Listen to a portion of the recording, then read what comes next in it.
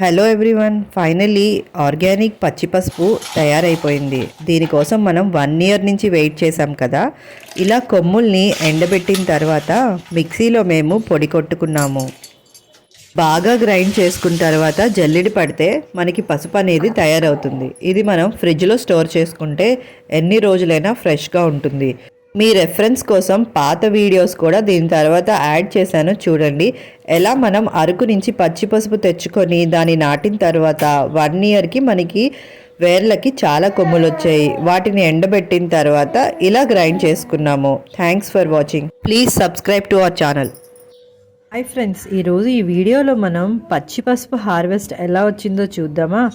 ఇది మీకు గుర్తుందా? లాస్ట్ టైం మేము వీడియో చేశాము. లాస్ట్ ఇయర్ మేము అరకు నుంచి ఈ పచ్చి పసుపు అనేది తెచ్చుకున్నాము. ఇందులో కొన్నిటిని మేము మట్టిలో నాటాము.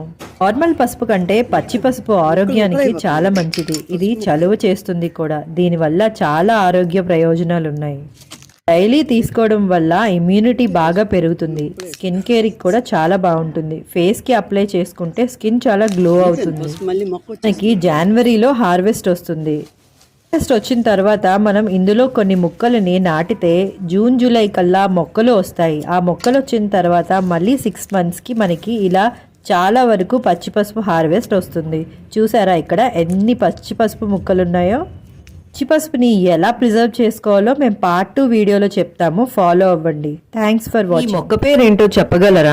ఇది కస్తూరి పసుపు లేదంటే పచ్చి పసుపు మొక్క. ఇది మేము లాస్ట్ ఇయర్ అరకు వెళ్ళినప్పుడు తెచ్చుకున్నాము. ఈ పసుపు ఒంటికి చలవ చేస్తుంది. ఇది స్కిన్ కి గానీ హెల్త్ కి గానీ చాలా మంచిది.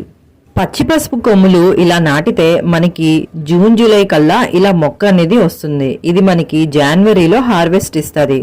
ఇక్కడ పిక్ యాడ్ చేశాను కదా, చూడండి.